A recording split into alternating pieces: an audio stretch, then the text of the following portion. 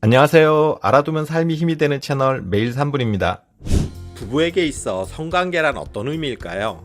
통계에 따르면 우리나라 부부 4쌍 중 한 쌍이 1년에 부부관계를 3, 4회도 하지 않는 섹스리스 상태인 것으로 나타났어요. 성관계를 하지 않는 부부가 해마다 증가하고 있는 거예요. 대상을 50대, 60대 이상의 부부들로 한정하면 그 비율은 더욱 크게 높아져요. 나이 들면 성관계가 줄어드는 게 당연하다고 생각하는 분들이 많이 있는데요. 이게 당연하지만은 않아요. 조사에 따르면 국내 이혼 부부의 80% 이상이 섹스리스 상태인 것으로 나타났어요. 그리고 실제 이혼 상담을 받는 부부들을 보면 대부분이 역시 섹스리스 상태였고요. 이혼 상담을 받으러 온 부부들이 부부관계를 제대로 하고 있을 리가 물론 없죠. 반대로 생각하면 꾸준히 성관계를 유지하고 있는 분들은 이혼을 하지 않는다는 거예요. 그러니 지금 50대, 60대 넘어가는 분들은 내가 앞으로 황혼이혼의 가능성이 있는지 따져보시려면 부부가 얼마에 한 번씩 관계를 가지나 이 부분을 체크해 보시면 도움이 될 거예요. 부부관계를 안 하고 산다고 꼭 이혼을 하는 건 아니지만 그렇지 않은 부부에 비해서는 헤어질 확률이 더 높다는 거죠. 그렇다면 어떤 경우 부부간의 섹스리스가 될까요? 가장 먼저 임신과 출산을 들 수 있겠죠. 우리 모두 경험한 얘기잖아요. 그리고 나이 들어서 섹스리스가 되는 이유로 부부간의 성욕의 차이 때문인 경우도 있어요. 보통 신혼 때는 눈만 마주치면 하잖아요. 그런데 이게 시간이 지나면 차츰 횟수가 줄어들기 시작해요. 보통은 남편들이 좀 더 자주 요구하는 편이고 아내들이 상황이나 컨디션을 핑계로 거절하는 경우가 많은데요. 물론 반대로 성욕이 낮은 남편의 경우 아내가 목욕만 해도 겁내고 슬슬 피하는 경우도 있긴 하고요. 그런데 성관계 요구를 거절당하면 아무래도 무안하고 기분이 나빠요. 이게 한 번, 두 번 이렇게 여러 번 계속 반복되면 자존심도 상하고 심한 경우는 모멸감을 느끼기도 하고요. 그래, 그럼 나도 안 한다 하고 오기가 생기는 거죠. 이렇게 오래가면 섹스리스가 되는 거예요. 그런데 배우자가 피곤해서든 뭐든 잠자리를 거부했다고 해서 모욕적이고 자존심 상하는 일이라 느끼는 것은 꼭 배우자만의 문제는 아니에요.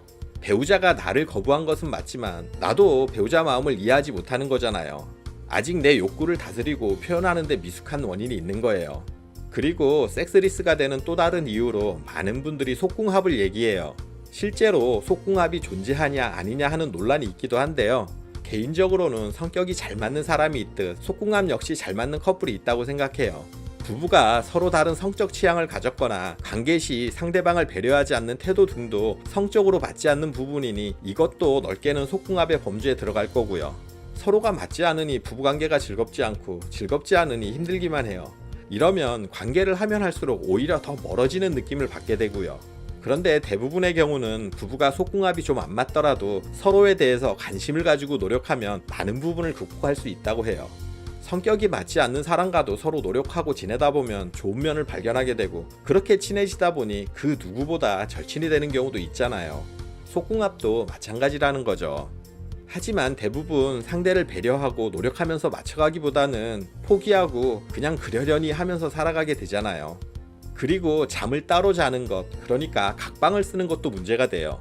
부부가 각방을 쓰는 이유는 보통 젊을 때는 육아 때문에 각방을 쓰거나 부부싸움을 이유로 각방을 많이 써요. 또 서로 맞벌이로 생활 사이클이 다른 경우도 상대방 잠이라도 푹 자라고 배우자를 배려하는 차원에서 각방을 쓰는 경우도 있고요. 그런데 나이가 들면 아무래도 서로가 편해서 각방을 쓰게 되죠. 남편의 코골이가 싫기도 하고 서로 수면 습관과 체질이 달라서 떨어져 자는 게 편해서 각방을 써요. 이렇게 각방을 쓰고 안 쓰고는 사실 서로 간의 체질의 차이일 수 있고 성향의 차이일 수 있기 때문에 큰 문제가 아닐 수 있어요. 문제는 각방을 쓰면 부부 사이에 이상이 올 수 있다는 거예요. 일단 아무래도 부부 사이 스킨십이 줄어들게 되잖아요. 물론 한 방에서 같이 자면서도 몇 년째 부부관계가 없는 경우도 있어요. 그렇지만 확률적으로 각방을 쓸 때 더 그렇다는 거예요. 전문가들은 부부가 각방을 쓰는 기간이 길면 길수록 부부 사이는 점점 더 멀어지게 된다고 해요. 처음에는 편해서였지만 이런 관계리스가 섹스리스로 이어지고 이게 지속되면 부부 사이마저 서먹하게 만들어 버리거든요. 조금 불편하다고 해서 바로 떨어져서 자고 이게 더 편하다는 건 부관계에 적신호가 켜졌다는 걸 의미한다는 거죠. 몇 년째 각방을 써오는 부부가 있었는데요. 아내가 방에서 옷을 갈아입고 있는데 남편이 불쑥 들어온 거예요. 깜짝 놀란 아내는 노크도 안 한다고 남편에게 막 뭐라 했다고 해요. 그리고 그 다음부터는 옷 갈아입을 때 꼭 방문을 잠근다고 하고요. 저는 이 얘기를 듣고 이거 부부 맞아? 내 벗은 몸을 보이는 것도 부끄러우면 부부라고 할 수 있나? 이런 생각이 들었어요. 제가 부부 사이라도 지켜야 할 예의가 있는 건데 그걸 잘 모르는 건가요? 여러분들 생각은 어떠세요? 그리고 나이가 들면 아무래도 체력적인 부분 때문에도 섹스리스가 될 거예요. 남자들의 경우는 발기력이 떨어지고 오래 발기가 유지가 안 되면서 성관계를 피하는 경우가 생기고요. 여자의 경우도 아무래도 갱년기와 폐경을 거치면서 호르몬 변화에 따른 성적 저하가 클 거예요. 부부간에 싸우거나 갈등이 생길 경우 부부관계가 이런 갈등을 해소하는 좋은 수단이 되기도 하는데요. 다들 싸우고 잠자리에서 자연스럽게 화해하게 되는 경험 있으시잖아요. 부부관계가 서로의 사랑을 확인하는 수단이기도 하지만 또 어떨 때는 말로 하는 대화보다 더 많은 의미를 전달해주는 수단이 되기도 하거든요. 각방을 쓰고 부부관계를 갖지 않는 커플들은 이런 소통수단의 하나를 잃어버린 거나 마찬가지인 거예요. 잠자리에서마저 이런 갈등을 풀지 못하고 그냥 묻어두고 시간이 지나니 넘어가는 경우가 많아요. 갈등이 풀리지 않은 상태로 가슴에 쌓아두는 거죠. 물론 주변에 보면 나이 들어서 성관계 없이도 행복하게 잘 사는 부부들도 있어요. 이런 부부들을 보면 성관계는 안 하지만 서로 간의 대화와 소통은 많다는 것을 알 수 있어요. 섹스리스긴 하지만 관계리스는 아닌 거예요. 그런데 부부관계도 안 하고 대화도 소통도 안 된다면 부부 사이가 어떻게 되겠어요? 그냥 대면대면하게 무늬만 부부로 살아가는 거예요. 이렇게 살아가는 부부들이 아무래도 갈등에 취약하다 보니 조금만 안 좋은 일들이 생기면 이혼을 고민하게 되고 자녀들 다 크고 남편 은퇴하면 항혼이혼을 한 해 만에 하게 되는 거예요. 그런데 이 나이에 헤어져 봐야 뭐 뾰족한 수가 있는 건 아니잖아요. 그렇다 보니 이혼은 안 하더라도 부부 사이는 끝나 있고 서로 각자의 삶을 살아가는 경우도 꽤 있어요. 아내는 아내대로, 남편은 남편대로 부모 역할만 하고 사는 거죠. 그런데 이렇게 부부관계 안 하고 산다고 성욕이 없냐 하면 그렇지도 않다는 게 문제죠. 부부가 서로 관계는 안 같지만 성욕이 그대로다 보니 불륜을 저지르는 경우마저 생겨요. 외도를 하는 입장에서 차라리 헤어지고 떳떳하게 다른 상대를 만나면 될 텐데 그러지는 않아요. 또 반대로 자신은 부부관계를 거부하면서 밖에서 외도하는 것은 절대 용납하지 못하고요. 부부가 이렇게 살면 서로가 서로를 불행하게 하는 거잖아요. 이래서야 부부라고 할 수 있겠어요? 부부관계가 뭔가요? 여기서 관계라는 단어가 들어가는데 주목해야 해요.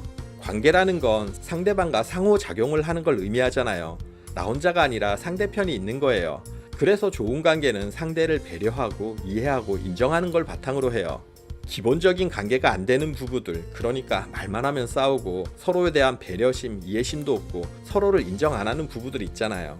일상에서도 이렇게 서로 소통하지 못하는 관계리스인 부부가 성관계, 그러니까 부부관계만 잘하고 그러는 게 가능할까요? 우리 몸은 마음의 지배를 받는다고 하잖아요. 머리는 거부하고 아니라고 하는데 몸이 그걸 받아들이는 건 쉬운 일이 아니에요. 특히 평생을 같이 살아야 하는 부부라면 반드시 극복해야 하는 부분인 거죠. 나이 들어서도 육체적인 쾌락을 못 버리고 성관계에 집착한다고 나쁘게 얘기하는 사람들도 물론 있어요. 성관계가 일방적이면서 성적인 오르가즘과 육체적인 쾌락만을 쫓는다고 보기 때문일 거예요. 하지만 실제 일방적이고 육체적이기만 한 관계는 결코 지속적으로 유지될 수 없어요. 누구나 나이가 50대, 60대가 넘어가면서 체력적으로 많이 떨어지는 게 사실이잖아요.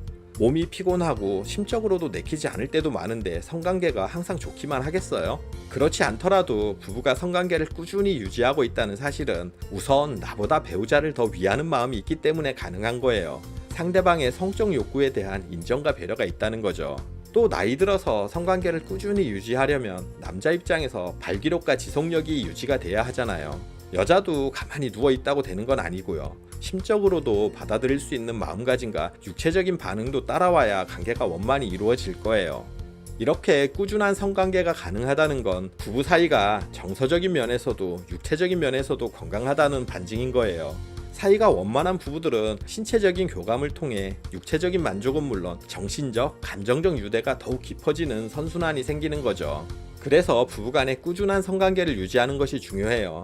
이제껏 살아오면서 부부간 대화도 별로 없고 소통도 안 되고 섹스리스로 살아왔어요. 그런데 어느 날 갑자기 부부관계 하자고 들이대면 둘 사이가 뜨거워지고 오르가즘으로 홍콩 갔다 오고 그럴까요? 쉽지 않죠. 그러려면 상대방을 이해하고 인정하려는 자세로 마음을 여는 게 우선돼야 해요. 우리는 내 생각이 맞다 고집하고 거기에 상대방을 맞추려고 해요. 그리고 상대가 안 따라오니 나를 이해를 안 해준다느니 우리는 안 맞는다느니 하죠. 관계의 중요한 부분은 상대방을 나한테 맞추는 게 아니라 서로가 한 발씩 양보하면서 맞춰나가는 거예요. 서로 다름을 인정하고 그 사이 어딘가에 있는 이해할 수 있는 지점, 인정할 수 있는 지점, 바로 그 절충점을 찾아가는 게 관계인 거예요. 이렇게 관계를 맞춰나가는 데 있어 상대방의 마음을 여는 열쇠 같은 말이 있는데요. 전문가들은 그 말이 바로 사랑해라고 해요. 그런데 50대 넘어가는 우리 나이쯤 되면 간질간질해서라도 이런 말 못하잖아요. 저만 해도 아내에게 사랑한다는 말한 지가 언제인지 잘 기억도 안 나거든요. 하지만 다행히도 사랑해 말고도 마음을 여는 말이 더 있어요. 바로 미안해와 고마워라는 말이에요. 사랑한다고는 차마 간지러워서 못하더라도 미안하다, 고맙다는 말은 할 수 있잖아요. 틈날 때마다 수시로 해주세요. 아내가 밥상을 차려줘도 당연한 게 아니라 미안하고 고마운 일인 거고요. 남편이 운전을 해주는 것도 당연히 할 일이 아니라 미안하고 고마운 일인 거예요. 그리고 머리로만 생각하지 말고 수시로 미안하다, 고맙다고 표현을 해야 해요. 어찌 보면 별것 아닌 한마디지만 관계를 회복하고 유지하는데 가장 효과적인 주문 같은 거기도 해요. 이렇게 미안하다, 고맙다 하고 주문을 외우다 보면 어느새 상대가 환한 미소로 마음을 여는 걸 느끼게 될 거예요. 그때 살포시 안아주고 오랜만에 스킨십도 해보세요. 마음이 따라오면 자연스럽게 몸도 따라오게 될 거예요. 부부에게 있어서 성관계는 단순히 육체적인 만족, 성적인 쾌락만을 의미하는 것이 아니라 대화하고 일상을 살아가고 하는 많은 소통 과정 중 하나이고 그 중에서 가장 중요한 부분이기도 해요. 그러니 나이 들었다는 이유로 포기하지 마시고 미안하고 고맙다고 먼저 손을 내밀고 안아주세요. 여러분들의 부부 사이가 조금이라도 나아지고 행복해질 거예요. 영상 끝까지 봐주셔서 감사드려요. 구독, 좋아요, 알림 설정 해주시고요. 저는 매일 3분 대표 큐레이터 송한결이었습니다. 늘 행복하세요.